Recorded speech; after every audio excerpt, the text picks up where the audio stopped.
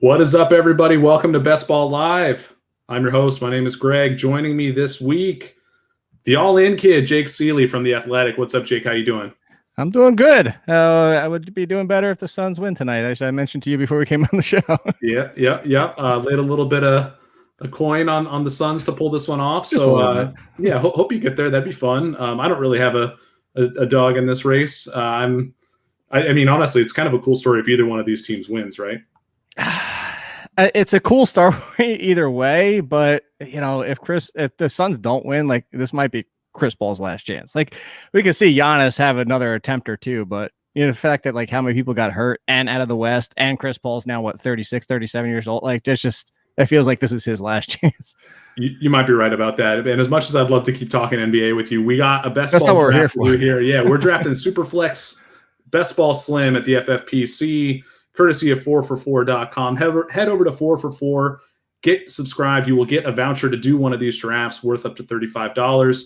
We drew the fourth pick in this draft, and you and I were chatting a little bit before we went live about what to do in this spot. And I kind of went in with the assumption that we would be taking a running back or quarterback, but then you said, well, the tight end premium might make me want Kelce. So I've got the draft room pulled up here. Kelce is available to us at 4. Is that your lean, or what are you thinking? Who just went 3? I missed the. Oh, there it is. Dalvin Cook. Yep. Cook, McCaffrey, Mahomes.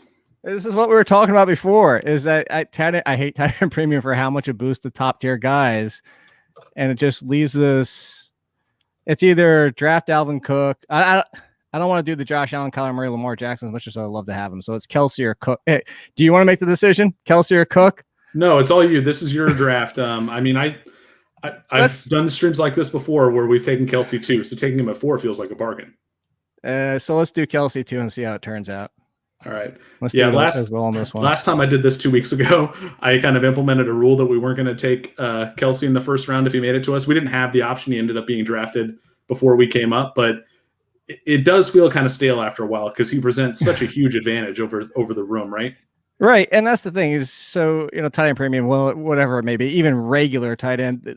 The reason I don't usually take Kelce is because even if he's 2019 Kelce, which he was still the best tight end, but he was only 0.1 per game better than George Kittle. And if you take him in the first round and he's not 2018 or 2020 Kelce, you just don't get that advantage. Yes, he's still great, but he's just not worth that first round or what we're sacrificing by doing this at running back, and what will probably be a little bit of a sacrifice at quarterback too. So that's why I don't do it. But again, let's see how it turns out. Yeah. The point we keep bringing up in this Superflex best ball scenario is that having one of those elite tight ends affords you the opportunity to only have to take 2 tight ends. And that opens up a roster slot to take another quarterback, another running back, another wide receiver. And with only 18 roster spots here in these slims, you kind of got to do it if he's there. And so I think that's the thing is I would only, if you're in a slim, I'm only coming out with 5 quarterbacks and tight ends total, whether it's 2 tight end and you went this route, or it's 2 quarterback and you roll that dice because you went, or like if I had like Josh Allen, Kyler Murray just went, but let's say I was towards the end of this and it looks like Lamar is going to still be on the board. If I went Lamar and Wilson, I would just say, you know what? The luck is going to be the luck. I would just stick with those 2 quarterbacks and even waste my time with a third. Yeah, it makes sense. It does kind of sting to not pick up one of those high-end running backs if they're there for you. Yep. And I don't know how big of a gap you perceive between McCaffrey, Cook, and the rest of the high-end RBs, but ultimately you got to play the format you're given, and Superflex tight end premium just kind of pushes you in that direction. Yeah, and all the quarterbacks are going now. I think we're going to get a pause. Now we're coming back to running back and Tyreek. I'm guessing Tyreek's going to be the first. If people are scared of Adams. Yep. I noticed on your rankings at The Athletic, you guys just dropped your draft guide. Congratulations on that. I know that's a big labor of love for y'all over there. Yes, thank you. You did have Davonte ahead of Hill, and do you want to talk a little bit about why you have them ranked as such? It's just, look, if you don't want the risk of Aaron Rodgers, but that's the same thing. I have Aaron Rodgers as my 6th quarterback.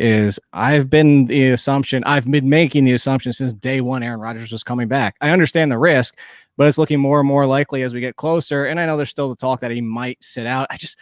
he's too competitive, in my opinion, to just sit out the year. And I know this is really diving into things, but when he was doing the golf tournament with Tom Brady, and Tom said, oh, he's disgruntled with his GM and he has no options. And he said, I would never said I was disgruntled with the GM. He he admitted he has no options without admitting his, you see what I'm saying? Like, I think he just knows. I think he would love to be gone, but if Aaron Rodgers is back with Green Bay, Davonte Adams is clearly the number one, no question about it. That's the only risk, is whether or not, does Adams have Aaron Rodgers? Then there you go. But speaking of two quarterbacks right in a row, as you mentioned, and sacrificing not getting a running back. Yeah, and we're not going to get one of these top tier quarterbacks. I mean, maybe Rodgers falls to us, but the way this board is going, it doesn't seem like we're going to get there with him, or I don't know. We'll see. And there goes Tyreek, number one wide receiver overall, just after Darren Waller. I also noticed that you have Waller a little bit lower, just barely, than the consensus. And what's making you do that? Because I feel like everybody's on the Darren Waller train this year. They are. Whereas Kittle, for I think good reasons, is being faded, down to tight end 3, right? Because I honestly don't know what the hive mind consensus is. I just think it was Darren Waller being so good last year. It's hard to look away from that. But do you want to explain why you have Kittle just ahead of Waller? Well, so Kittle was Waller before Waller, and even better. As I mentioned earlier, Kittle was the one that was almost as good as Kelce the year before. And I think a lot of things broke right for Waller last year. And by breaking right, it was things went wrong. It was Henry Ruggs was thrust into a situation. He's not supposed to play outside all of the time. He's not a primary outside. Actually, speaking of Tyreek Hill, he's more like Tyreek Hill. Now, I'm not calling him Tyreek Hill, but that's the role he should play. Brian Edwards got hurt, pushed him outside. Nelson Aguilar came in, was the thing. And Darren Waller essentially turned into the target. He was their version of Kittle. All the targets were going his way. And I'm not saying he shouldn't still be the number one, but John Brown is one of my most overlooked or most underrated signings, in my opinion. And I think he's going to factor in. I think Henry Ruggs not being forced to play outside is going to factor in. I just don't know that the volume is going to be there. And I know people will push back and say, what about Ayuk? But Kittle is Kittle. Kittle is the guy. Kittle is clearly the number one, whether it's Ayuk or Debo, that's number two. So I still go Kittle over Waller, but as you mentioned, it's a very slim margin. Yeah, I know that John Brown is in favor over in the 4-for-4 hive mind as well. John Paulson's a fan. He's got him ranked pretty highly relative to the consensus. So maybe that's a guy we can look at a little bit later. But we are coming up here soon here. I'm going to pull the draft room back up. And what I've done is I've put the quarterbacks in the queue just so we can compare them to other positions. No, I'm waiting. I'm going to be so happy / angry, depending on what this pick is, by True Killers. We'll see. True Killers might just kill us. We'll see. Just hurry up and pick, True. He took Nick Chubb. Put Saquon Barkley in there. Oh my God, do it. Yeah, that seems like a gift, getting him this late in the second round. There's risk there, sure, too. Don't get me wrong. Like, coming back from injury, we don't know exactly how quickly Saquon's going to be up to speed. But in a best ball, all we care about is winning. And the upside of Barkley is the RB1. Getting him that late in the second round, sign me up for that every time. Every time. Wow. And I don't think it'll happen at this point, but if Aaron Rodgers makes it back around... Yeah, we'll see. I mean, two folks took running backs. Give me a cut of the winnings. Yeah, it seems pretty unlikely, but you never know. Maybe everybody else is scared of him not coming back to Green Bay. I'm not going to say anything in case when we're watching. There's 2, maybe 3 quarterbacks I hope come back around.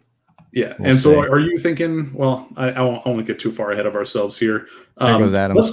Let's talk about the quarterbacks who have already been drafted. Of that kind of elite tier, those top guys, which one do you think has the most possibility of busting, or the highest likelihood of busting? I'm not saying one of them is likely to bust, but is there one that makes you more nervous than the others? It's funny, 2 of them have already gone. I have a column coming out next week in our draft kit that is their ADP is too high, potential bust candidates, whatever you want to call them. 2 of them, Herbert and Tom Brady. And so for different reasons. Tom Brady's reason is Tom Brady just played out of his mind, his best season since 2016, and he still barely cracked the top 10 because fantasy quarterbacks, if you don't run, you got to make it up with your arm. And even if he's just 90% of what he was last year, he's going to drop to like QB 15. And that, again, that's not a huge bust.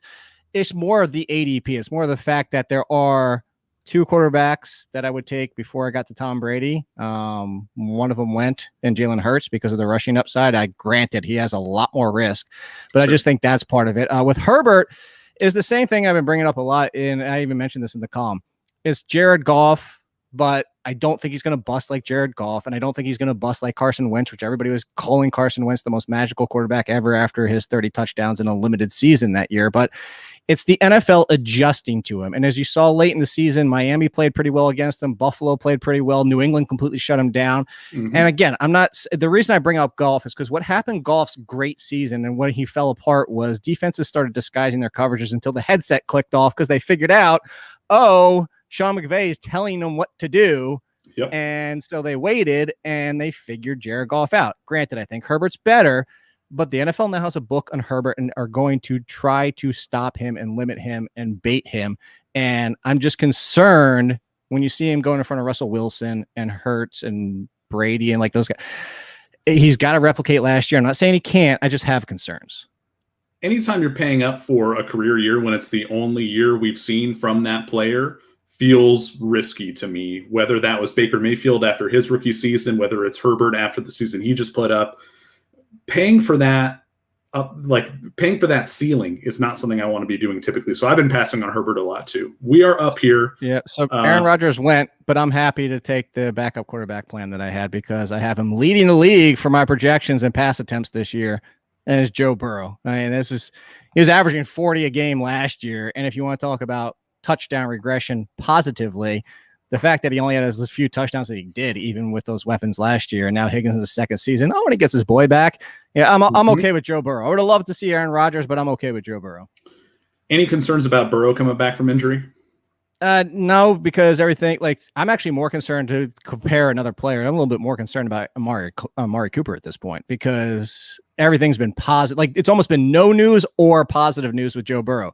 Amari Cooper's still he's looking gimpy, might not be running yet 100%. And so between the two, and I know completely different situations. I'm just saying, I feel pretty okay about Burrow for it sounds like so far. And again, as you mentioned, we're playing for first place here. We're not trying to just make the playoffs and squeak in. Yeah, makes sense. We do have a little bit of injury risk there with Burrow, with Barkley, but I don't mind it. Barkley, again, was just such a huge value at that point.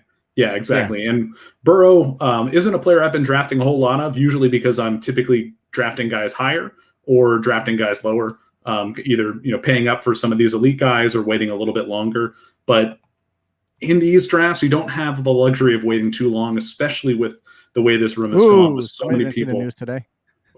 What news is that? Oh, Cam Akers pick out. That might have been an auto or something like that, but it's not good. Cam Akers is out for the year. Torn ACL, correct? No, Achilles. Achilles. Yep. Thank you. I probably should have just looked it up before running my mouth. I knew he was out for the year. So give me what? You knew that part. A D plus for that? I don't know. I'll give you a C. At least you knew it was something torn, and it started with an A, and he's out for the year. So you got enough positive stuff going there. Thanks, Jake. I appreciate you giving me the benefit of the doubt there. Which of these other starts do you like so far of the teams that have made 3 picks? Any of these other ones stand out to you based upon where they were drafting? Because we're obviously going to like our picks. Yes. I do like to shout out the other drafters when they do stuff that makes sense to us. I mean, so obviously number 2. I mean, you started with McCaffrey. Yeah. I think Aaron Rodgers is QB 11 as a value, and of course, that's where I was going. He got the stack. If Aaron Rodgers is back in Green Bay, he's got the number 1 wide receiver stacked with Aaron Rodgers at QB 11 off the board. So I love that start. Outside of that, I gotta see Kev Kills. If it was only a 1 quarterback league, have to love, but I don't love how that turned around. I would say honestly. Probably my second favorite is Cook, Hurts, Diggs at number 3. I think 2, 3, and 4. I think these are the 3 best teams so far, including ours. So do you think that that's a specific example or of the top end of the draft being a better place to be in these Superflex drafts? We talked a little bit ahead of the stream about 3rd round reversal, potentially making this more fair or balanced. Yeah, but so a lot of people don't draft that way. No, Superflex. I actually just answered a question today on the Athletic site about they were saying we're switching to Superflex, and I said do auction. But if you're not going to do auction, then at least please do 3rd round reversal, because And the stats show it. I forget who did it. Somebody did the study, but the top 4 picks skew, and it's not a huge margin, but even a 10% boost through the first 4 picks is enough to, especially in fantasy football where there's a lot of luck already baked in, just to skew that way. It kind of hurts. It really hurts being on the back end. Like, I don't mind so much the Tannehill, Brady, Pitts, Dobbins, but you can see right that he had to sacrifice something. Like that decision, like all these teams at the back end of the first round, you're looking as like there's a sacrifice already being made, whether it's the second quarterback, whether it's ignoring tight end already in a tight end premium. The 12th team doesn't even have a wide receiver. So it's just, you're sacrificing a lot more than you are for the first 4. I mean, we don't have a wide receiver either. We'll probably remedy that soon, but we do have Kelce, hopefully, who's essentially a wide receiver, right? Yes, the Calvin really value at 4 too. Good God, how did that? People let that happen? That's absurd. I think it has to do with the roster setup here in the Superflex Slims, because there are only 2 starting wide receiver spots. It's something that takes a little bit of getting used to, and I've done enough of these streams at this point to where I expect to see these wide receivers sliding, and you can still get these really good players in the 3rd, 4th, 5th rounds. So that is incentive to me to target other positions in the first 2 to 3 rounds, like to steer away from wide receiver. Not to say I don't want, Davonte Adams, Diggs, DeAndre Hopkins, Tyreek Hill, but if you're sacrificing those top end tight ends, quarterbacks, running backs, maybe it's not worth it. But we're about to come up again. Pull up the draft room. On the clock, let me know if you want me to pull up a different position over here. No, there's two quarterbacks left where I think there's a drop.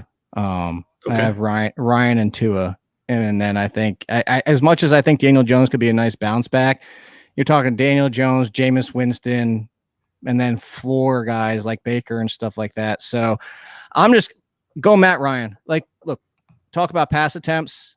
Granted, he doesn't have Julio Jones anymore, but the Atlanta Falcons have no defense. He's going to throw the ball 600 times. That's not going to change. I think Matt Ryan is, a good value for this point. Tua, maybe if this was a little bit of a different set, because this is 6 points. Correct me if I'm wrong, on 6 per touchdown, correct? It is not actually. No, it's not. I believe in the Superflex format, the scoring is slightly different. I think they do 4 per touchdown, and they penalize interceptions left. So they're trying to prop up the lower end QBs, I think. Yeah. All right. Fair enough. I still like the Ryan situation there. If Lawrence and Cousins were still both on the board, they just went with 2 to 3 picks before us. Right. I would have tried to wait till it came back around in round 5, but I don't want to risk. The biggest concern I have is that Ryan, Tua, and even Daniel Jones goes, and then you're jumping into a bunch of risky gambles, and you're forcing us to basically take a 3rd quarterback. Right now, that 3rd quarterback is still kind of an option, so to speak. Mm-hmm. How much are you factoring in the addition of Arthur Smith as the coach there in Atlanta with your Matt Ryan love? Because that Julio Jones loss is a big one. That's significant no matter how you slice it. But we saw what Arthur Smith was able to do with Ryan Tannehill and a pretty limited receiving group there. I mean, it was just A.J. Brown and a little bit of Corey Davis. He did some good stuff with the tight ends there too, for sure. And I think that gives us hope for Pitts. But do you think that is going to kind of offset the loss of Julio Jones for Matt Ryan in fantasy? I do. I think that more so it's a combination of factors. I don't think Pitts is supplanting Julio Jones, but let's also remember Julio Jones missed a lot of last season, where number 2 wide receiver for essentially the majority of the year was Russell Gage. So he's replacing Russell Gage, who he's better than. If everything plays, obviously Kyle Pitts hasn't played a game and could bust, but Kyle Pitts is better than Russell Gage, not quite Julio Jones, but you also have a better receiving running back than anything they had last year, because Todd Gurley, as we know, was toast. Mike Davis has proven to be a great receiving running back. Whether he touches the ball 20 times a game is a question to remains. But I think when you have Pitts, you have Russell Gage. I like Zacchaeus as a nice slot option for him. Mike Davis at the backfield. Again, I still think between that offense, Ryan throwing 600 times, I think Ryan could put up identical, if not slightly better numbers than last year. And that's with the loss of Julio Jones. Again, Julio Jones missed almost half the season. So we're on deck again. We saw a couple more quarterbacks go there, Fitzpatrick and Justin Fields. Glad we went quarterback. Yeah, not that we're going quarterback in this spot. So I still have the quarterbacks in the queue just to kind of see who's left. But let's filter through some of the other positions just to show the viewers what we're looking at. At running back, we're starting to near the end of those established, workhorse types or workhorse role types. And wide receiver, there are still a lot of really good players. I think this is probably the direction I would want to go. I don't think we can take a second tight end this early. What are you thinking? I was almost thinking Hawkinson because of that, but just stack them up. It's too long for where we're picking again. I'm going running back here, so I'm going to go with this teammate. I'm going to take Swift. I know the wide receivers, but you mentioned it. It's 2 wide receivers, and looking at what's going to be there late 6 versus running backs that are going, like, we're going to be gone from the running backs at that point. I'll make a bet right now. We'll see if I'm wrong, but I'm almost betting we're starting to get into the ETN split touches. Myles Gaskin, can he do it? Is he even going to be the guy? Damian Harris, I think we're going to be into that range by the time we get to 6'9". I'm just really concerned about that. Yeah, especially because a lot of these drafters after us do have some wide receivers on their roster already. There's not a whole lot of incentive for them to, like, for this drafter here at 10 to take a third wide receiver with either of these next 2 picks. You have to expect some of these teams are going to take QBs because a lot of them only have 1 quarterback so far. So, yeah, we'll see what happens. But I do like the idea of Swift. There was a point in the offseason where I was getting a little cold on him, mostly out of fear for the Jamal Williams signing and the fact that the Lions are probably just going to be bad. But when we see teams be bad like that, sometimes the pass-catching running backs are the biggest beneficiaries, or like the tight ends, the short depth of target type players. And we could see DeAndre Swift, if the Lions are playing behind from a lot, just get a ton of volume. And in a full PPR format like this, that's pretty appealing. So I agree. Here's my flip side to it and why I'm with you. I'm on the more cool side. I have him down around RB 17, 18, 19, somewhere around there. It's a couple factors. So one is the Jared Goff effect. Actually, the past 2 seasons, and granted, he didn't have DeAndre Swift, so that's always relative, and I always bring that up. But it does bear mentioning the past 2 seasons, he's dead last in percentage of throws to running backs out of 87, I believe, qualifiers, because I think it was minimum pass attempts, or it might be 57. Anyway, he's dead last. That's what matters. It's not good. Not what you want. No, so that's a factor. Again, different situation. He has Swift now, but he also has Jamal Williams, who is among the best in pass blocking. And I'm not saying DeAndre Swift can't handle it, but Jamal Williams was a thorn in the side of Aaron Jones, who was very touchdown dependent. If you look at his rushing numbers and you look at his totals overall, I don't know that. Yes, Swift is not going to get those kind of touchdowns. So that's my hesitation. I think this is a fair spot for Swift, but I'm with you. I'm with the, I thought the excitement of pushing him up towards the RB1 tier was overblown. I'm with you on that. So we just saw Trey Lance go as the QB2 to this drafter in the 11th spot. Playing upside. And I like it. I'm all for it in best ball to kind of take those types of swings, especially when all these other QBs are off the board.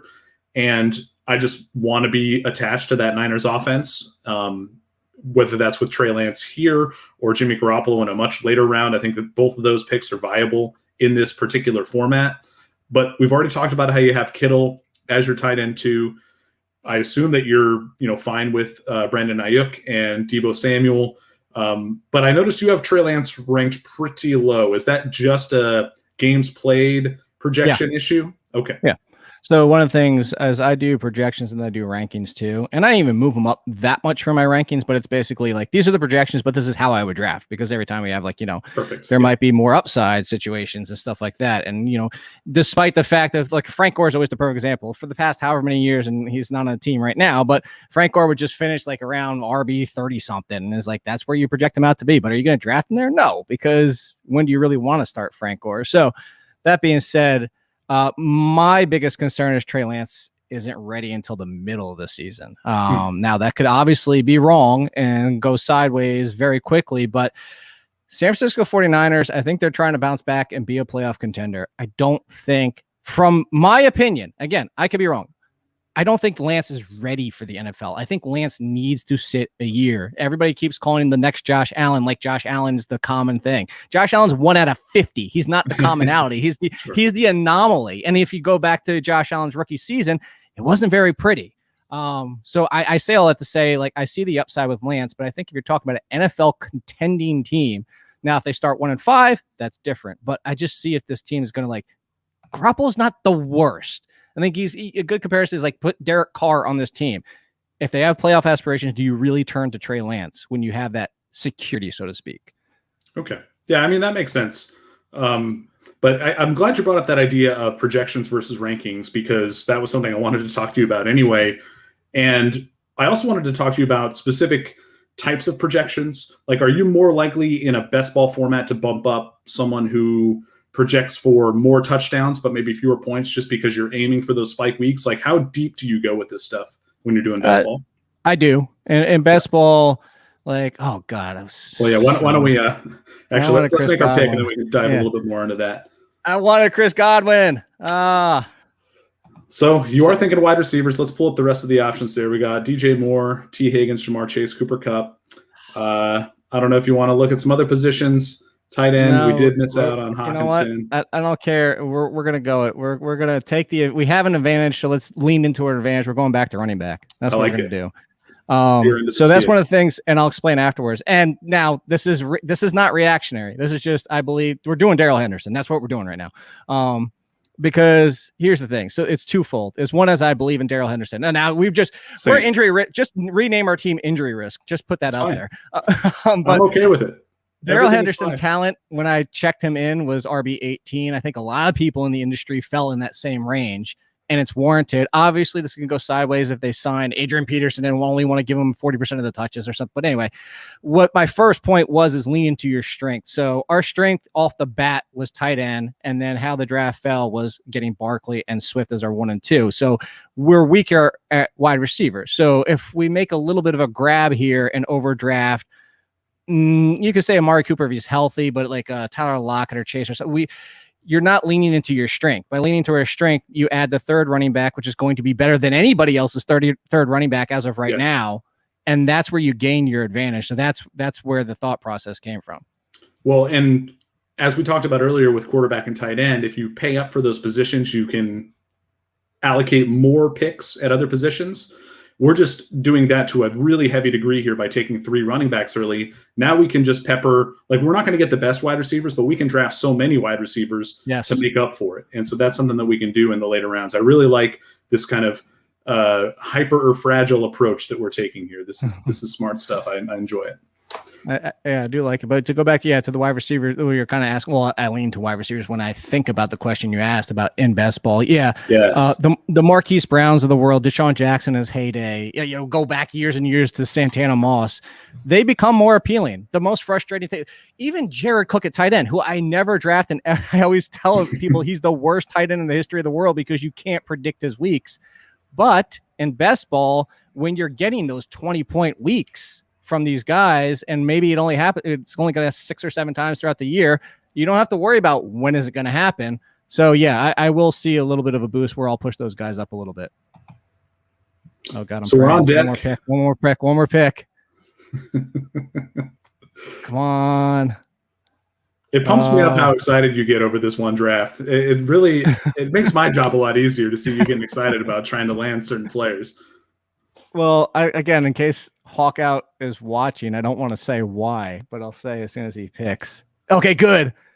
Because we're going to double tap Jamar Chase and Joe Burrow. This is, you got to do it. If you're going to win something like this, Chase and Burrow is going to do it for you. Like, this is why your best ball. And if Chase is Chase, which is arguably one of the top 5 wide receiver talents in the past 5-6 years, and he is the number 1 for this team, and you pair him with Joe Burrow, like, obviously I would have loved to pair Matt Ryan with Calvin Ridley, but Calvin Ridley was gone before we got to Matt Ryan. But getting Chase with Burrow, I love seeing that. I'm happy about that. So do you have Chase projected as the clear leader in that wide receiver group for Cincinnati? Not clear, but I do have him as the lead. And to be clear, just on a side note, he's not the best wide receiver on my board right now, but I'm going for the stack because of the Bengals, and because he's going to be drafted by the time we get back around to 8-9. I still have Cooper as the highest still on my board, even with the injury concern. Or did somebody finally take Cooper? Amari Cooper. I think he's still on the board, isn't he? Let's see. No, I have a feeling he went in the 5th round. Okay, I missed our Amari Cooper though, but I do have one more wide receiver in front of Jamar Chase, and I'm not going to say his name because I don't think people are giving him respect, and I'm hoping he makes it back as our wide receiver 2. Because if he's our wide receiver 2, I might just hang up and let you do the rest of the draft because I'm done. I'm good. I'm going to love this first. How many picks? 9 picks. I'm going to be at 8 picks. I'm going to be thrilled. It's coming together really well. Let's audit the board again. We've seen a few more picks from these other teams. Anything standing out to you again? Like we already talked about how we like the second and third drafters. Look at team 2. Yeah, I mean, even if Ryan Fitzpatrick's your second quarterback, I think he's going to come back with, or he or she is going to come back and get a third quarterback. But Adams McLaurin is your 1 and 2. Davis, and now similar situation. Gaskin is a very strong 3. I prefer Henderson at this point, but it's a strong 3. It's going to be interesting to see what the third quarterback is, but I like that one. Hawk out 20. I don't mind, but I wouldn't have done the Baker Mayfield. I know the Carson Wentz is a huge risk, but I mean, now you look at you lost your Stephon Diggs edge. That goes back to what we were talking about before. Like you had an advantage with Diggs at wide receiver versus everybody else outside of like Adams and Hill. And now your second wide receiver is going to lose that edge you got earlier. Yeah. So in general, when you're doing this type of draft or any type of draft, are you more likely to kind of double tap positions, triple tap positions in those early rounds to try to stack up that sort of advantage, almost regardless of whatever that position is? Yeah, that's why I was thinking like, so Hawkinson, I wasn't going to do it with, but if Pitts would have came back around to us, I would have even done that even at the tight end position, as much as I hate tight end premium just because of that. You kind of, again, you got to look at it. It's something, if people know Joe Pisapia, something he talks about all the time. It's relative to position value. It's relative to what the other teams have. And you're comparing your wide receiver 1, your wide receiver 2, your running back 2 versus what they have. Deontay Johnson just went. That's who I wanted. I knew he probably wasn't going to make it that far, but that's my Deontay. I love Deontay Johnson. Love him so much. Anyway, but that's why, you compare yourself to those positions. And if you have an edge, you don't want to sacrifice that edge. You don't want to, have one of the best quarterbacks in a super flex and then have one of the worst QB2s, because everything, like you wouldn't take Patrick Mahomes and then have your QB2 be Baker Mayfield. Like you just lost everything you had with Patrick Mahomes. Well, and specifically in a format like this where it's tight end premium, if you take 2 of those high-end tight ends, that means that you're keeping those players away from other teams as well. Right. So I think that there's something to be said about that. You can take that too far for sure. Like, especially if you're in like a managed league where like, well, I'm just going to draft 8 quarterbacks and then people will have to trade me. It's like, well, actually they don't have to trade you. That's kind of not how fantasy works. Like you might find a trade partner here and then, but if you're that over leveraged at a position, the other drafters know that too. So they're not going to necessarily overpay for something that you probably shouldn't be holding so much of on your roster in the first place. Yep. 100%. I was surprised Fant fell that far. I was going to say if Fant was still there at 8-9 to take him for what we're talking about. Yeah. Let's pull up the draft room again and we can start to look at the positions. I don't know how soon you want to think about QB3, but we've got a number of options here. Wide receiver, you can see who's left. We got Ayuk, the aforementioned Niners offense, Claypool behind Deontay Johnson. How far of a gap do you perceive between those two, Deontay Johnson and Chase Claypool? So a significant one. I actually have Claypool and Juju very close together, and I have Deontay Johnson pushing my top 15 because it's something I wrote about Deontay last year. Huge injury risk. But even with how poorly Ben Roethlisberger played last year, if you take the healthy 11 games, and I say 11 because the games where he not only started but finished, so fully healthy games. If you take those 11, he's a top 10 wide receiver. He's their number 1. And yes, Ben Roethlisberger could possibly do more this year and look better this year and now actually have a run game to get the play action going again, which should benefit Juju to some degree. But Juju was also very touchdown reliant for the numbers that he put up last year. So even if his receiving yards go up, it's only going to just offset his touchdowns and potentially like even go back the other direction. But again, I go back to the talent and what Deontay is, and just looking at last year, a big fan of Deontay Johnson. The thing I don't mind about Juju and that touchdown dependency is that's always kind of been a part of his game. Like even dating back to college, he's always been a pretty prolific touchdown scorer, which does give me hope that he can kind of maintain that type of production. The big question is, like you said, getting back to more running in that Pittsburgh offense. How much is Najee Harris going to take away scoring opportunities from the wide receivers? And it could be significant. Eric Ebron's still there to pilfer some TDs as well. Like there are just a lot of different options in that offense, and it does make Claypool and Juju a little scarier than maybe I would like them to be, relative to past seasons. But we're up here. Anybody stand out to you, Jake?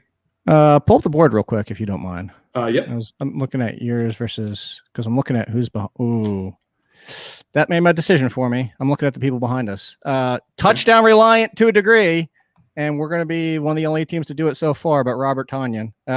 It's the drop off. Again, Aaron Rodgers coming back. Tonyan shouldn't be here. If he is, granted, Rodgers isn't a guarantee, but as soon as you get past him, you're getting to Gesicki, who got a ton of value out of the slot, and people are overlooking. Waddle is going to be the slot. I'm concerned majorly about Gesicki. You got Jonnu and Henry. You got Ingram, who can't catch anymore, and Kyle Rudolph is there now. I love Troutman, but we're projecting a lot on a second-year player with the quarterback situation we're not sure about. Irv Smith is killed by 2 tight end sets in Conklin. There's just a ton of questions here. And the reason I did that is because the teams after us on the turn, none of them have a tight end yet. So that's why. Well, and we're blocking that Aaron Rodgers, Davonte Adams drafter from stacking. With the tiny. That's all. Yeah, that's the bonus part too. So a little bit of revenge for not letting us have Aaron Rodgers in that one round. So yes, that's what you get. You should have known better.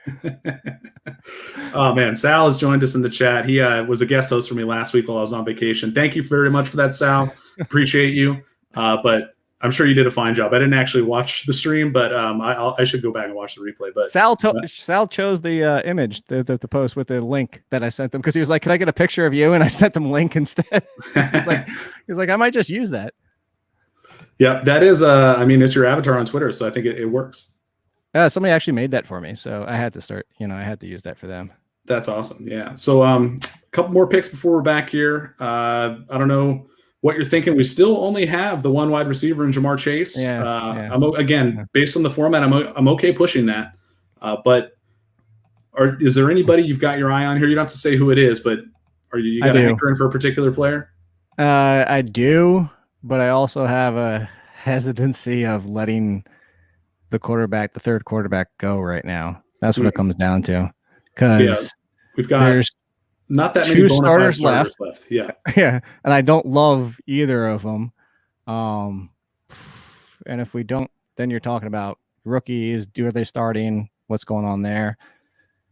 Well, just to fill some time, I'm going to echo your kind of Gesicki, non-interest in Gesicki. I know that he just got drafted, but let's make our pick and then I'll talk about we'll go quarterback. And because we have Ryan and Burrow, pure upside here, 100% pure upside. We're taking Winston because what's Carr and what's Goff? Goff, when you have Ryan and Burrow, Carr and Goff as your third quarterback are just like, they're like bye week guys. So why not get the one where if he is the starter from day one and he is the guy and he's anything, even with the 30 interceptions like he was with Tampa Bay, who cares? That's a top 5 quarterback. Same bye as Matt Ryan. Do you care? No. Okay. Welcome to the team, Jameis. I only care about a buy if we start getting to. I'm only drafting 2 tight ends, and that's why I was making sure. I didn't tell you that, but I was making sure that Tonyan wasn't on the same buy as Kelsey. So I think we're kind of done at tight end unless something happens, or if like all 3 quarterbacks are on the same buy. Yeah, done on quarterback as well. So at this point, we're focusing on running backs and wide receivers the rest of the way. Before we get to that, back to Gesicki. You mentioned all the work he got in the slot. Yeah. Just think about all the receivers that they added too. Waddle, Will Fuller, and the fact that while he was putting up those numbers, while Gesicki was putting up those numbers last season, there were injuries to the receivers back then too. So it's like he had all this extra opportunity that you really just can't count on this year. And that's not to say he's not talented. It's not to say that he can't, hit that ceiling again. It's just, if you're paying up for last season's stats at this year's draft cost, it doesn't make sense. Not to me. Yeah. He had one of the largest opportunity shares for all tight ends. And he was I think he was inside, if you include him at wide receiver, I want to say he was inside the top 20. Granted, that was second half, to clarify that for everybody out there.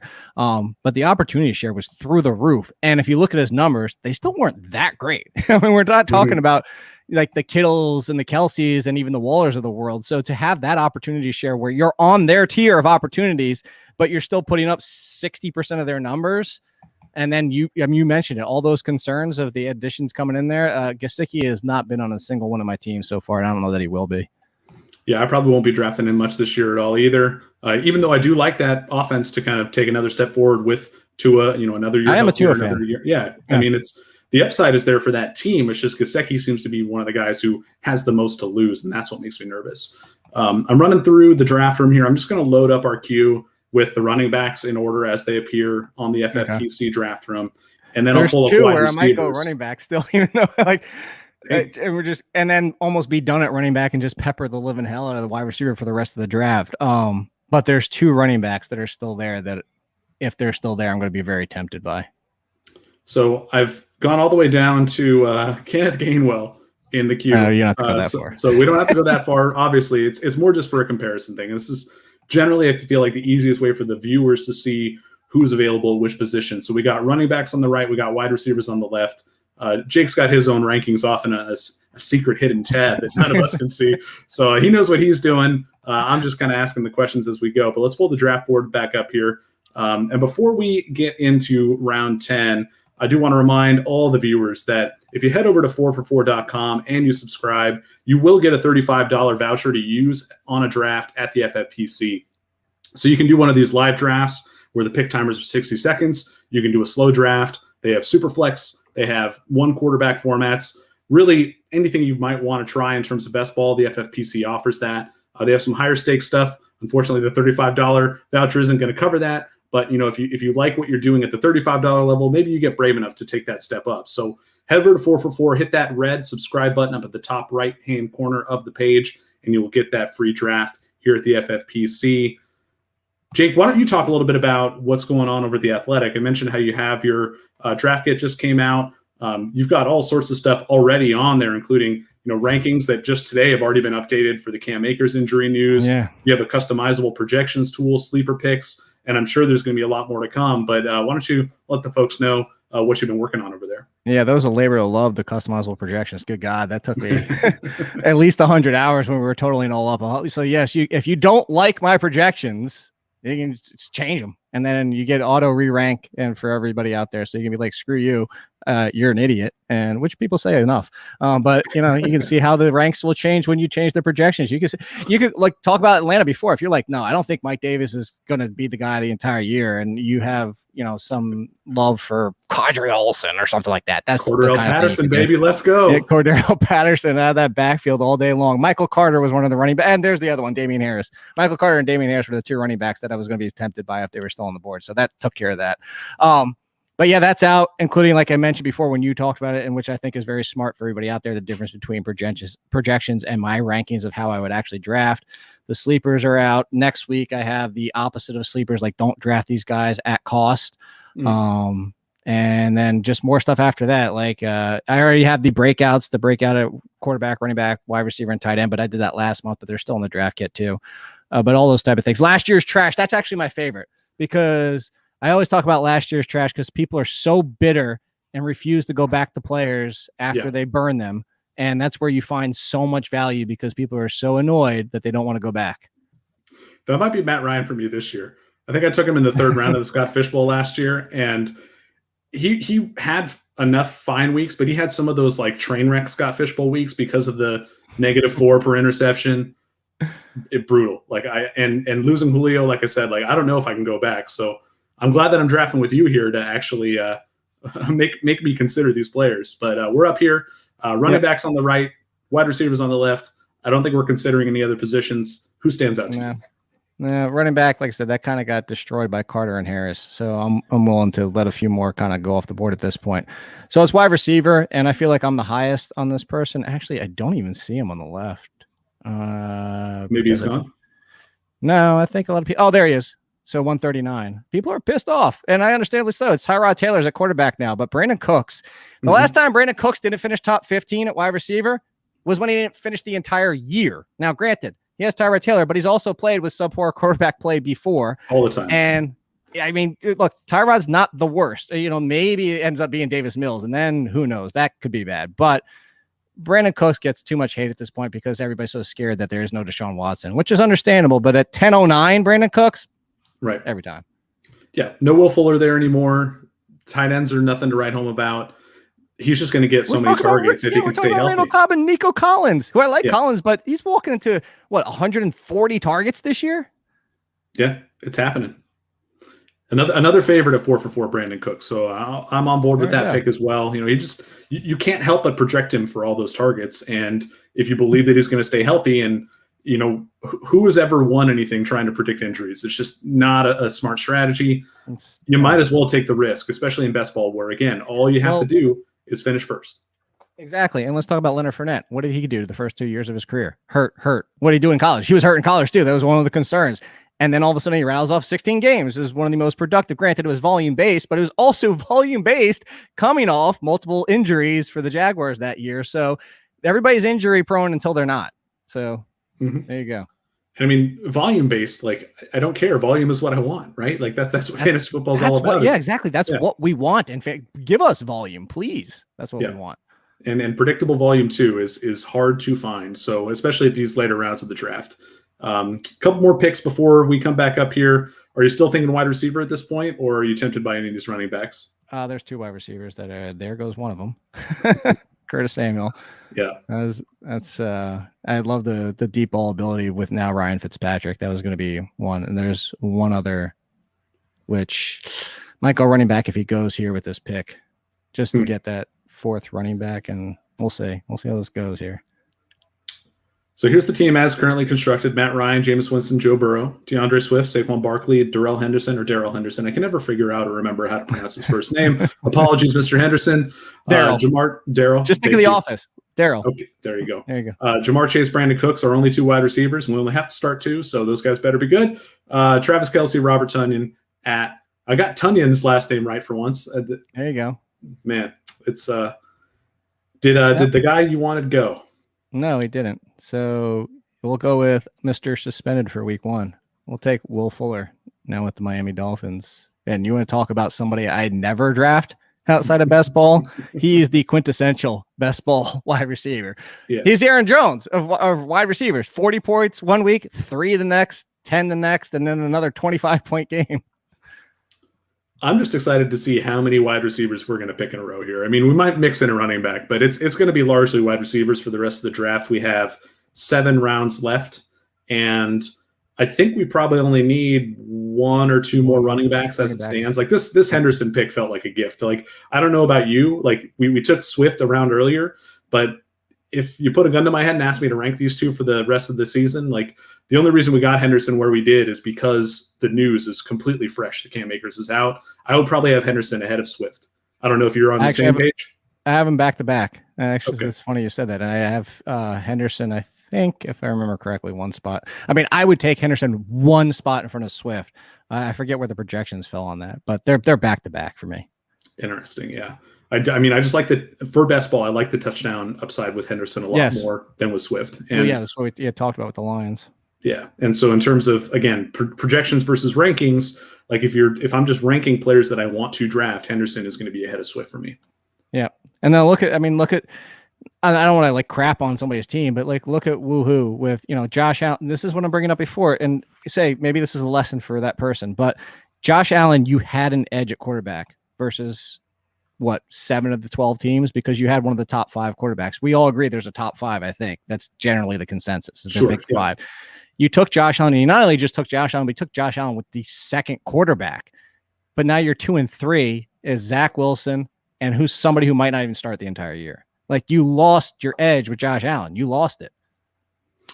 Do you think that enough of an edge was gained with the other picks? So, I mean, Kittle at tight end presents an advantage. Like, no, because look at the RB2. Okay, yeah.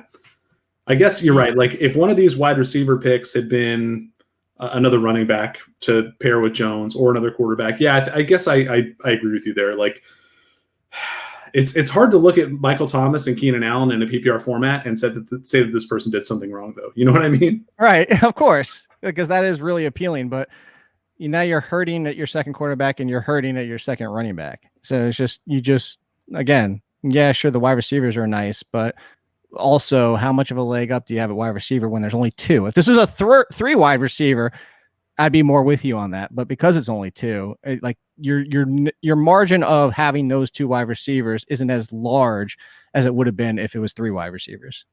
Yeah, so we're really steering into that skid with how late we waited on wide receivers. We'll see how it works out. Like, and you're right. Like, we don't want to crap on other drafters because there are plenty of different ways. They might finish first. I was going to say, Zach Wilson's the 15th best quarterback. Yeah, I mean, even as people who spend a lot of time doing fantasy, like, we are wrong a lot, and we could be very much wrong about this sort of drafting structure in this particular season. Who knows?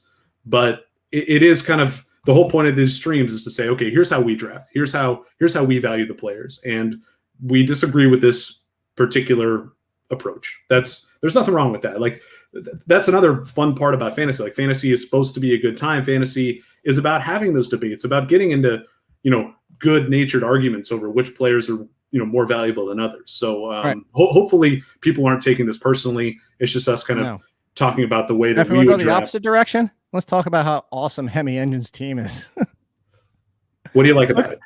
The fact that granted, there's only 2 wide receivers as we were just talking about, but I mentioned he's already on a similar page, or she is still on a similar page than we are, with Gaskin as your 3rd wide receiver. So they have a 3rd running back. So they have a strong 3rd running back. They have Rodgers and Fitzpatrick, and then their 5th wide receivers, Curtis Samuel, let alone their 4th being Davonte Smith and the 3rd being Cortland Sutton. That team with Christian McCaffrey, that team is going to be very tough to beat. Don't have a 3rd quarterback yet, and it looks like they're not going to really have one. Unless they take Andy Dalton and then Justin Fields never plays, which would be the biggest travesty of average Bears people. That can't happen. For the good of like the psyche of the fantasy football community, that just cannot happen. We need Justin Fields. The psyche of Bears fans. Also true. Also true. We did find the Josh Allen drafter in the chat. How dare you, Jake? He says, and his argument is that it's a running back fragility kind of stance that he's taken, which makes sense. And I actually think Zach Moss that's the last year's trash. I was not let's make this clear. And I bring this up not to victory lap, but to bring up the point that I was off Zach Moss last year. I thought he was getting way too much hype on the broken tackles in college and all the blah, blah, blah. Sure. He faltered. But I'm saying now, because people were so in on him and he faltered, that people are completely off of him. He's the 32nd running back off now. Give me all the Zach Moss. Because now, not only is the price baked in, it's actually at a discount now. And that happens so much at every position. Like whoever burned people last year is just going to be naturally lower in ADP the following year. Like even where we got Will Fuller, kind of considering the fact that he's moving into a pretty good situation in Miami. He was in a good situation with Watson at QB in Houston. Don't get me wrong about that. But because he had that PED suspension, he's just fallen so far. Like, would you rather have Will Fuller or Marquise Brown? Like, I'd rather have Will Fuller. I don't know about you, but I agree with you. I mean, back to back there. Like, I want the guy who's going to be in the offense that passes more, all that. I'll take the risk. But we're back up again. I know. Got a little lost in the weeds there. Who's standing out to you here? Did you hear my giant sigh? My giant sigh is I don't want to take anybody the Buccaneers backfield, but it's best ball, and now I can avoid the chasing my tail of Ronald Jones, who's still on the board, is he not? No, Jones is gone. He went earlier. Thank God. Okay, we don't have to do it. Then fine. Good. We're not doing it. So we'll stick with the Jones. How about that? I like we'll stick with Marvin Jones, who is criminally underrated for how many years in a row now? He gets Trevor Lawrence, and all he does that you talked about earlier. I'd rather get the 900 yards with 8 touchdowns versus getting the 1,100 yards with 3 touchdowns. So in this format, especially Marvin Jones, love it. We just saw Jarvis Landry go right after him. He's kind of the opposite type of player, right? That PPR hog. What do you expect from that Browns offense? Because, we expect them to be run heavy. It is just a really interesting situation to me where towards the end of last year, that offense really started to click. Their offensive line is good. Baker continues to improve, or seemingly so. What are your expectations for that team as a whole? And do you think that there's some fantasy value we can mine there out of Cleveland? I think it's going to be very similar to last year. And it's funny, this is the first draft I've been in where I've seen Landry go, in my opinion, in the proper spot. I have him outside the top 40 because even when Landry was last year, with no Odell Beckham for most of the year, this is a run-first team. This is a run-first and second, and then even past the Kareem Hunt. Baker Mayfield's just not going to throw the ball 570, might not even be 550 times. And you have multiple tight end options. You have Odell Beckham back. I think there is value, but I just don't know that it's going to be consistent at wide receiver where Landry used to be consistent. That used to be his calling card. Right. But now, I'd rather take Beckham than a best ball. I'd rather take Beckham in a regular year and just hopefully that he's back to being the thing. I'm legitimately concerned about Landry at this point of his career, as being one of the most underrated wide receivers to being. I don't know that he's going to hold much value this year. He's turning into the Frank Gore of wide receivers. I still am kind of mildly interested in him, not for this particular build that we're putting together, because again, that sort of floor play doesn't really match with the construction that we've put together here. But I just don't. I mean, I understand they're going to be run heavy, but they're still going to have to pass enough to where I think he's going to get enough targets to be productive as that kind of steady Eddie type of wide receiver. The volume should be there, right? Like Odell Beckham's going to get his targets. Kareem Hunt and Austin Hooper are going to pilfer some of them out, but Landry should still get enough targets to be fantasy relevant. It's just not a sexy profile, right? Right. That's really what it comes down to. Wow, Jordan Love just went. The thirst for quarterbacks is real in Superflex. And actually, wait, he took Rodgers, didn't he? Yeah, so that's a handcuff, I guess. Yes, it is. Yeah. So I guess, you know what, honestly, if you only have 2 quarterbacks to this point in the draft, like, I don't hate that. That's not the worst. It's not what I would do. But we're on the clock here. What are you thinking? Oh, are we? Yep. Oh, I was thinking about David Johnson too. Not that I really wanted him. Speaking of boring picks, but yeah, I don't know if I would want to pair Johnson and Cooks on the same that team. was the biggest thing I was afraid of. So you know what? I really want to go with a wide receiver. I don't think it's going to make it back to us. I'm not going to. I'm going to go back to running back, and I'm going to go AJ Dillon. Because again, in PPR, but anything happens to Aaron Jones, the ceiling is just going to be unbelievable at this point. So it's a pure upside play with our RB4. And I'll just mention it, even if people are watching. I was thinking Gallup, especially Gallup, who we know is touchdown reliant and big play reliant, and could easily be the number 3 and left out more weeks than Cooper and CeeDee Lamb.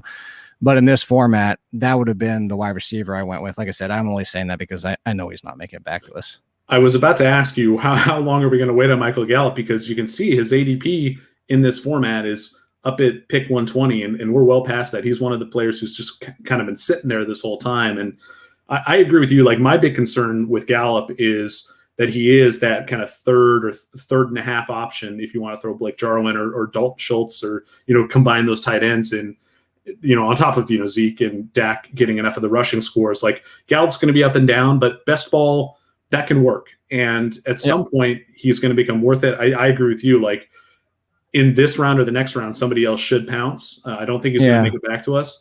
But there's a wide receiver, I think, that could put up similar numbers that I do hope makes back to us. That's what it comes down to. And for all intents and purposes, maybe a dart throw late, depending on who's on the board, but might be done at running back. I know it's risky to go with 4, but again, it's going to come down to who's on the board. Like, do you want to stash a Boston Scott, or at that point you might be talking about, like an Amari Rodgers, who Darius Slayton, if Sterling Shepard gets hurt again. I mean, you can talk about like where's the upside, and I think that'll be the conversation we're having at that point. Mm-hmm. So I'm gonna Jamal Williams. I like that pick. I thought about that with Swift, but I didn't want, if Jamal Williams was our 5th running back, but I didn't want to. I'm not big into handcuffing. I'm more into building depth. Because aside from the Cam Akers pick, I like how this roster is shaped up. The 2 high-end quarterbacks. We talked about how we're not huge fans of Herbert, but based on draft costs, like, that's a reasonable spot to take him. If Akers had been a player who we know is going to play, that would change things. But AJ Brown is your top wide receiver, and then hammering other positions and waiting for Claypool and Visca Shenault in 9 and 10. Like, even if I don't agree with all the player choices, this structure in this format makes a lot of sense to me. Yeah, but I cut you off. I'm sorry. Go ahead. No. I was just going to say for handcuffing running backs, because there goes Gallup finally. What it comes down to is just the argument I always make is I build depth, and if you told me it was an even toss up, I'd almost rather have somebody else's, because at the end of the day, if you get your own, best case scenario, you have 1 running back. Best case scenario, if you have somebody else's and that person gets hurt, then you have 2. Like, you that's the thing, is you're never going to have more than 1 if you take your own. So, and again, the argument could be made, well, then I don't have to worry about if something more happens. But how many times have we also seen the quote unquote clear handcuff? I mean, look at the Kansas City days. Everybody, it was 3 years ago, I forget who it was, and everybody's like, oh, this guy. And the very next week it was like, oh, wait, we were all wrong. That is not the next guy up. So it's not even always a guarantee that your handcuff Darwin, is right? going to be. Is that who we're talking about? Yeah. No, it was the year before that. The Chiefs just have a thing for screwing us on those clear handcuffs. It was back in the Spencer Ware days. Oh, and shit. Even before they drafted Kareem Hunt. Yeah, and it'll come to me. It'll be like 2:00 in the morning. I'll be in bed and I'll think of it. So the Gallup drafter here was able to stack with CeeDee Lamb and Dak Prescott too. So that looks really nice. I like that too. We should have blocked that. That's hindsight. Well, I mean, AJ Dillon, again, where we're drafting here made a lot of sense too, because he could very well be in a very similar situation to Darrell Henderson. If, like you said, if Aaron Jones goes down, AJ Dillon's the lead back in an Aaron Rodgers offense. Fingers crossed it's an Aaron Rodgers offense. But yeah, there's a lot to like about Dillon's upside, even if the floor is pretty low.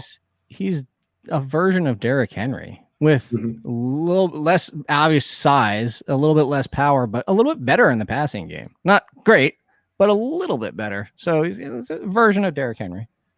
There goes Russell Gage. I'm actually surprised Russell Gage lasted this long. Gage was the player I thought you were talking about when you were considering a wide receiver to come back to us again to continue our Matt Ryan stack.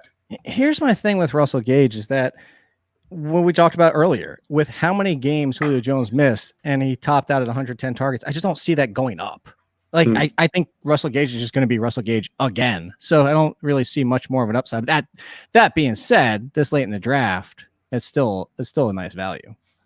Yep. No, absolutely. I mean, Russell Gage or Jarvis Landry, how close are those guys? Closer than we might want to admit? It seems like they might be. Might be, but I'm with in that fast. I'll tell you how many players I have between the two of them. I have 19 wide receivers between Gage and Landry. Okay. I mean, that sounds like a lot, but in terms of best ball production, like I don't think that's a huge gap.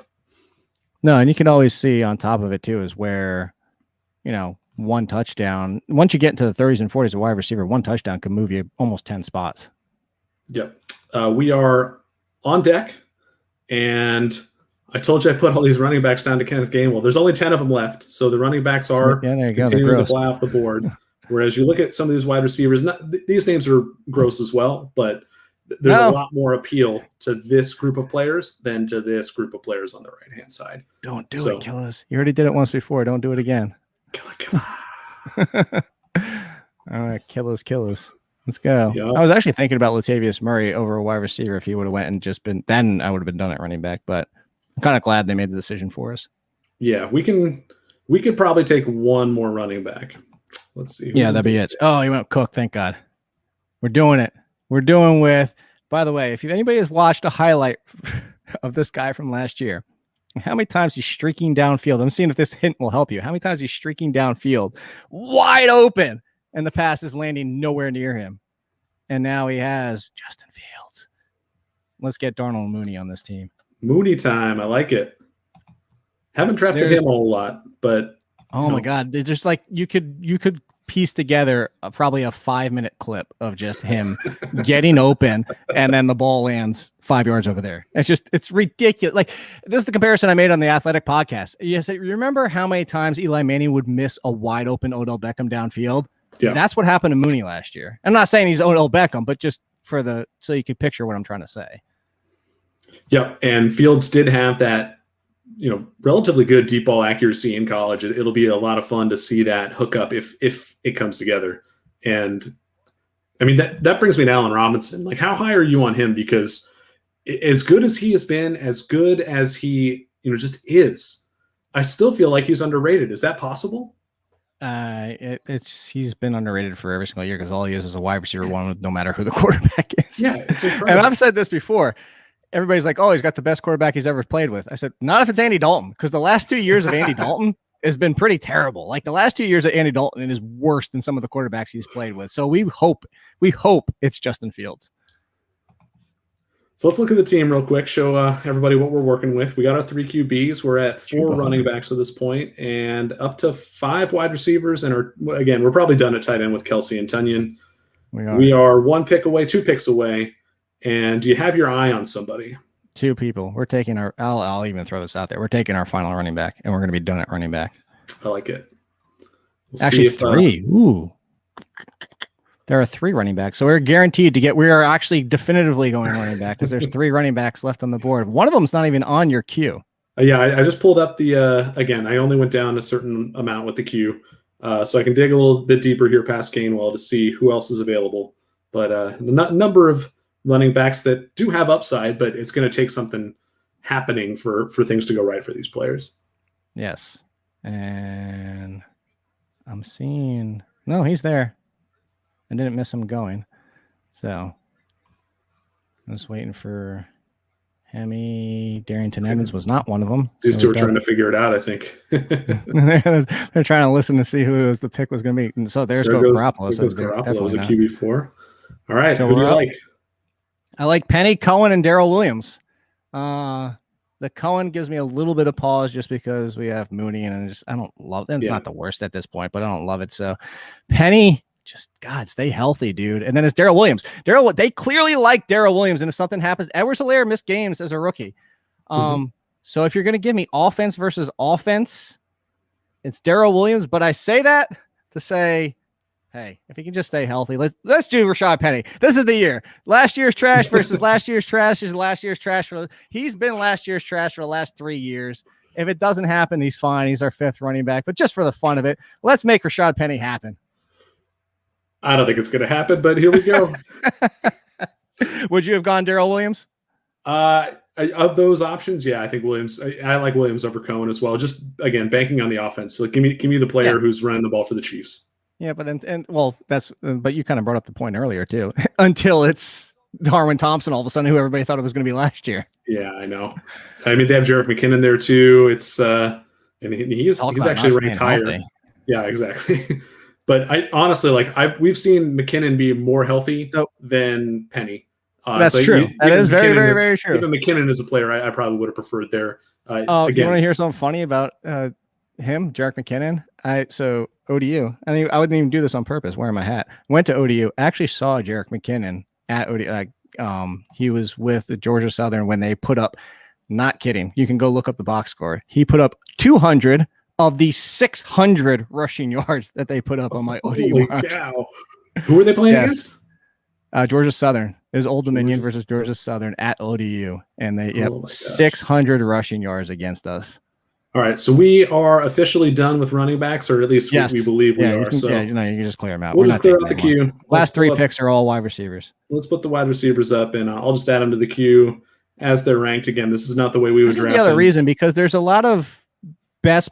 So I don't know if you've heard me say this before, but I hate when people are like, "Oh, he has value in best ball," because everybody has value in best ball. Nobody doesn't have value, but there are. To your point of what you said earlier about, are there some guys? There are some wide receivers I'm looking at that aren't the highest ranked wide receivers on the board because I'm on my regular seasonal projections. There are some specific wide receiver type players for best ball that I do still like, that I don't think are that big of a difference than some of the guys that have already gone. Again, you're looking for those guys who are going to hit big plays, who are going to score more touchdowns than the other players in this range. And I think that's right. You kind of look at this group. You figure who's in the better offenses, who has the opportunity to just see more of those high value targets. And some of these names stand out more than others for sure. And I'm curious to see who you've got your eye on when it gets back to us. We do have a few more picks before that comes up. So I'm going to pull up the draft board, and I don't know. Yeah. Any of these kind of picks that we've seen recently stand out to you as being, better values than others, or values that you just, can really get behind? Like Hilton, it sounds like you're in on Hilton again. Speaking of last year's trash. No, just this format. Hilton towards the end of the year, they finally figured out, granted with poor quarterback play, mind you. So if anybody thinks that Carson Wentz is bouncing back, you have to be in on Hilton, because also the Colts figured out, oh, you know what? Hilton's not the same Hilton he was at the peak of his career now that he's into his 30s. Let's move him around a little bit. Let's ask him to run a few more nuanced routes. And, oh, by the way, if you looked at the game log, Hilton kind of bounced back late in the season. So I do like that one. I love that Darnell Mooney pick. No, just kidding. Henry Ruggs. Those guys are smart. I am all over Henry Ruggs. That's another last year's trash. I brought him up earlier in the podcast show or whatever you want to call it, like we were doing. And I mentioned Henry Ruggs was miscast. He's playing outside, not supposed to play outside. Brian Edwards, let's go back to the beginning of week 1. Brian Edwards, a rookie who was drafted later than Ruggs, who is more raw than Ruggs, and Henry Ruggs were the 1 and 2 wide receivers for the Raiders.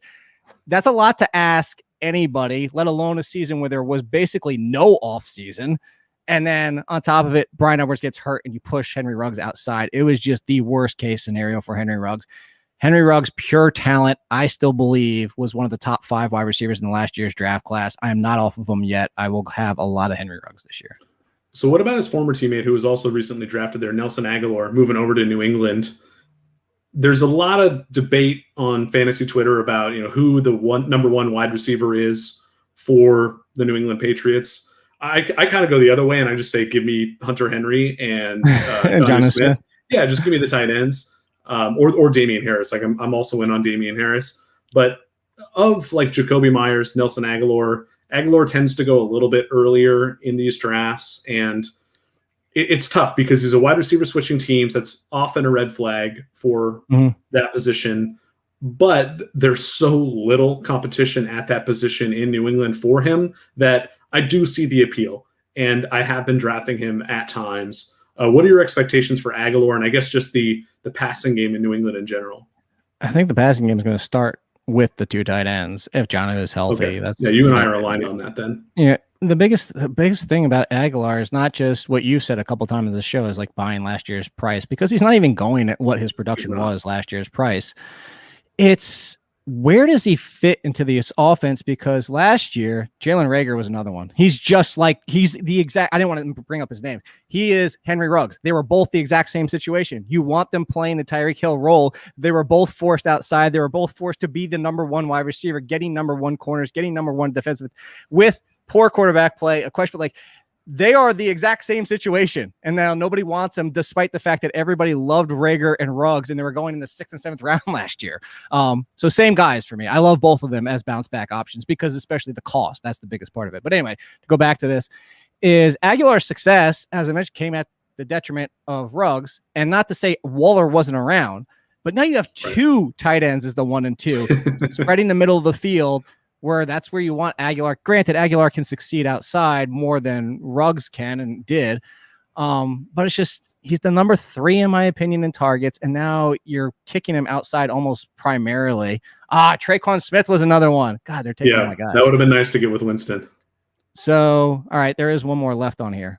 We are up. It's our pick. Yeah, Shepard was the guy I had my eye on as well. Yeah, there you go. Speaking of being in the slot, this is almost one of the biggest stark contrast numbers you've ever seen in your life. Anybody out there, go to one of the data sites if you're out there, or look at anybody who's posted it. I've posted it. I'm sure you guys have. Everybody has. The numbers with Shepard in and out of the slot are one of the biggest disparities you'll see for any wide receiver. Yeah. Yeah.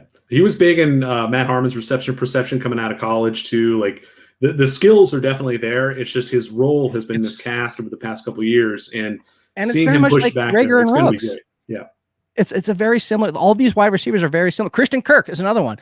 They can play outside. You do want them outside at some point, running a little bit differentiated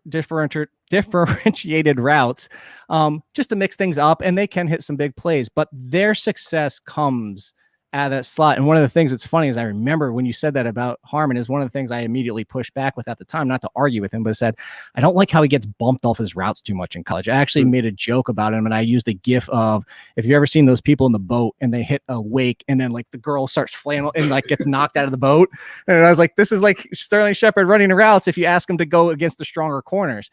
But if a team doesn't put him in that situation, you don't have to worry about it. So we're on deck again here. You threw out the name Christian Kirk, and he is at the top, or he's right behind Cole Beasley in terms of the FFPC rankings. What are your expectations for those wide receivers after DeAndre Hopkins in Arizona? Like Kirk, to me, I've been on for a long time, but last year, when the opportunity should have been there, he didn't really produce. Now that they've added Rondale Moore, like I'm still in on Kirk. Is that bad? Is he a player you'd consider here? Or would you rather go with somebody else? I'm a Kirk guy, but are they going to use him like Sterling Shepard? And does that even matter? Because it just hasn't seemed to be a role for this offense. Like Andy Isabella was a thing at times, but Andy Isabella is going downfield more. Like they just don't seem to have a lot of appeal. But, now we're talking, do we go Rashad Penny? And hopefully he stays healthy with the Lions. That's where I lean. I think just... Okay. Again, I don't mean to take an injury risk here, but if healthy, you can put Rashad Penny in there. If healthy, which is a lot to ask, and I hate that we're now what do we have 5 injury risks on this team and 2 Lions? Yeah, but here's the thing: how many times have we said it? Give us volume. Yeah, Rashad Penny, if playing 15, if he plays 12 games, is probably going to have 100 targets. There's nobody else to throw to if he's on the field. Tyrone Williams? I don't believe in Tyrone Williams. I did a couple of years ago. He was fun a couple of years ago. Yeah, but again, we've seen who he is since then, and it's not somebody who's gonna. I mean, Perriman has been up and down too, but I agree with you. I think of the receivers there in Detroit, Perriman is the one I'm most interested in. I don't know enough about Amon-Ra St. Brown to get super excited. Well, not purely, better, but similar to the same conversation we're having. Better in the slot. Yeah, like he for all intents and purposes should be their slot wide receiver from day one. But people were on Quintus Cephas last year too, and I'm not saying like Quintus Cephas should be a thing, but St. Brown is a rookie. He needs to get past Cephas first. He should, but that's not a guarantee. And then Tyrell a few years ago when he was healthy, everybody was having fun with Tyrell the Gazelle. But I think the one clear is that we know if Perriman's healthy, and there goes Amon St. Brown. If healthy, that's the one thing we do know about the Lions receiving crew is that it's Hawkinson and Perriman. We know those are the top two. Yeah, Hawkinson is interesting to me for that reason, but I still can't take him ahead of Pitts. And I think Hawkinson versus Mark Andrews is an interesting debate. Where do you fall on those two tight ends? Or those three tight ends? I am on Hawkinson over Andrews, more so because everybody's talking about Bateman and what's he going to do as a rookie and what does that do for Marquise Brown. For my opinion, it hurts the person the most is Mark Andrews. Because I do think if you're talking talent-wise, including Mark Andrews, I think Bateman's the most talented, whether he succeeds from day one. I do think he's the more well-rounded wide receiver than Marquise Brown. I think Marquise Brown could be a top 15 wide receiver on another team. But I bring all this up to something I've said on multiple podcasts too. And I even brought this up in an article about Marquise Brown, or was it about Marquise Brown? But anyway, you would say, I'm going to present a question to you. Okay. A 20% boost in pass attempts is absurd. That's not going to happen. It's crazy. Right? Yeah. Okay. To get 20% on Lamar Jackson would only get him to 500 pass attempts. That's what I'm saying. Think about 500 pass attempts and how few targets that are to go around now that you have a third option. And Mark Andrews, even last year, was inconsistent at times. I like him, but TJ Hawkinson over Mark Andrews just on a volume standpoint is going to get the edge. Yeah, I think that's how I have him ranked, but I think it's close, and I think it's an interesting argument. Partially because, I mean, they've added Rashad Bateman. Rashad Bateman's a very talented player, but I haven't seen enough of Lamar Jackson making his wide receivers good, whereas I've seen him make Mark Andrews good and efficient on limited targets. So I don't know if that's just coincidence or lack of sample because they don't throw much, but there is part of me that believes that Mark Andrews' skill set and what he does on the field just kind of fits the way that offense works and the way that Lamar Jackson plays a little bit better than basically any wide receiver possibly could. But I don't know. We'll see. So we got one pick left here. You're thinking one more wide receiver. I'm actually going to pull up the draft room here. We'll look at our team again. Our quarterbacks are Ryan, Winston, Burrow. Running backs are Swift, Dillon, Barkley, Penny, and Henderson. Really like that that running back group, by the way. As low as I am on Swift relative to the market, like the fact that we got Henderson and Barkley to complement him makes a lot of sense to me. And then the wide receivers, again, nothing super exciting to write home about here, but again, based on pure volume, based on some positive trends for these players like Shepard moving back to the slot, like there is a lot to like here. So I think we're buying a lot of undervalued players at wide receiver, and we kind of paid up at the other positions, which I think in this format makes a lot of sense. I am with you. I said I wasn't going to go back to tight end, but oh my God. I don't want. Are we going to get sucked in again? Does that give you enough hint of who I see on the board still? You can say his name. Am I highlighting Christopher Herndon right now? Yeah. I'm not going to let you do it. We're not going to take Chris Herndon. Thank you. You just take it out of my hands. I don't want. Yeah. I've done it 4 years in a row, 3 years in a row. I don't want to do it anymore. I almost want to take his teammate Jameson Crowder. Did I miss him going? Let's see. Did Crowder go? Oh, he's available right there. We're taking Crowder because here's the thing: if Crowder is on the Jets, he's their number one, or at least side by side with Corey Davis in volume. If he gets traded, he's going to be in a situation that's just as good because nobody's trading for Jameson Crowder to be their fourth wide receiver. Like that's not why you make this trade, because while he renegotiated his contract, it made him more tradable, but it didn't make it as in like, oh yeah, let's bring in this veteran presence. Like the 49ers are not going to trade him to be the third guy behind Ayuk and Deebo Samuel. So I think Crowder at the last pick of the draft, that's only upside. Hey, Harden went right after him. Yeah. I mean, all you have to do is mention his name. We have a question from one of our viewers here who's in the draft here. Apart from not liking Cam, the goal line thief. So I'm assuming this is the Damian Harris drafter. Where is that? Do a little control F here and find Cam. There's this person who took Cam. What pick? What pick are you, Rick Ann Rivers? Help us out here in the chat. Where's Cam Newton? Cam go. Went right here in the 11th round to the 6th drafter. So is it woohoo or where's Damian Harris? I wish I could control F this screen. Yeah, I actually did your screen. Damian Harris is over here, 10th round to the biracial Angels. What a team name. So let's. Oh, it was on the other Harris. I'm looking at the wrong Harris. Right here, 10th round to the 9th pick. So the Angels are woohoo. Which are you, Rican? Are you woohoo or are you the Angels? Because that makes a difference in it. These two teams are disparagingly different. Yeah. Well, I mean, let's talk about the Angels first. Lamar Jackson, Zeke, Matt Stafford, Clyde Edwards-Helaire, and then 3 straight wide receivers. I'm fine with that start. That all tracks for me. That first 7 is very nice. But this drafter is woohoo. This is the Cam Newton drafter. So let's talk about this team. Yeah. Because that's why he's asking, because I poo-pooed the fact that his second and third quarterback lost the Josh Allen value. So we'll go back to what you said from earlier. His strength or her strength is clearly the wide receivers. Your fourth wide receiver is Tyler Boyd. Your top 2, you arguably have 2 wide receiver 1s. And then you have Cooper Kupp as a 3 and Boyd as 4. And then a lot of upside. So that's a strength. Your tight ends, super strength. You're the only person that has 2 top 6 tight ends. Mm-hmm. So there you go. The problem is you have 2 massive strengths, but you also have 2 massive detriments. It's like they're completely offset. Now it could work, but Zach Moss, I do like I was going to take Gus Edwards in the 12th round. I didn't mention that, by the way. Gus, you did snipe me. There you go. Kudos to you. You sniped me on Gus Edwards by 3 picks. So I wanted Gus.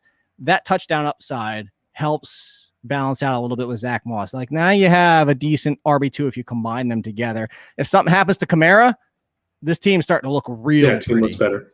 But you're banking on that sort of thing. We got another question here from Tom. This is the Hemi drafter. We've talked about how we love this draft from the 2 spot.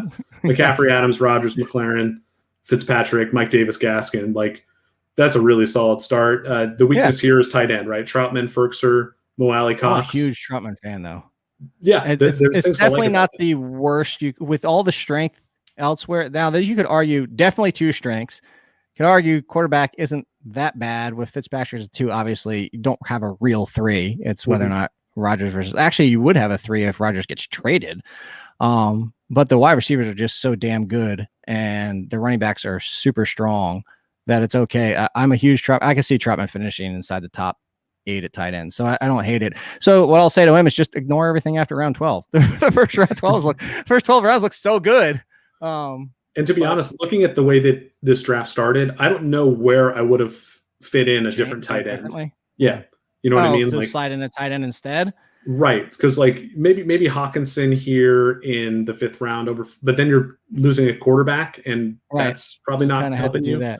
So the only one I'm looking at is maybe. So what I would have done is I ruined the Tanya. Like I would have hoped Tanya would have fallen to me. The 9th round with Davonte Smith, and I love Davonte Smith. You talk about walking into 110, 20 targets, especially if we get rid of Zach Ertz. I probably would have went there. I don't like Gesicki, but okay, then take Ingram and hopefully he figures out how his hands aren't broken. But again, what's the gap between you still got Troutman? Like I can see Troutman finish ahead.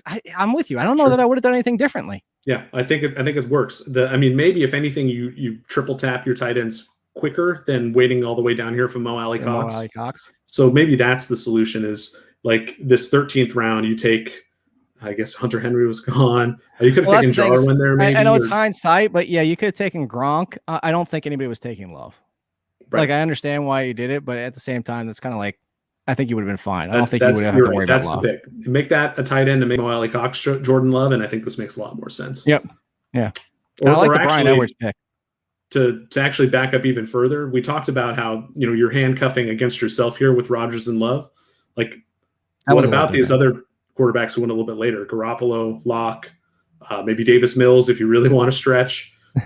So the funny thing is like Garoppolo I wouldn't even really bother with, because like Andy Dalton, I don't think Andy Dalton went, did he? He did not.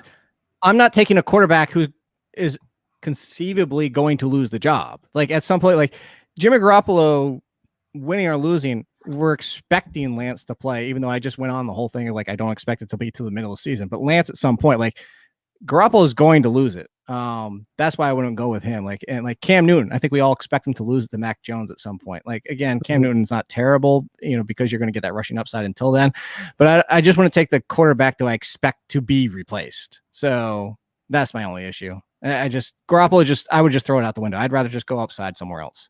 Now, I know we got just a little bit of time left with you here, Jake. So just getting back to the draft that we did, if you could make one of our picks different, does anything stand out to you?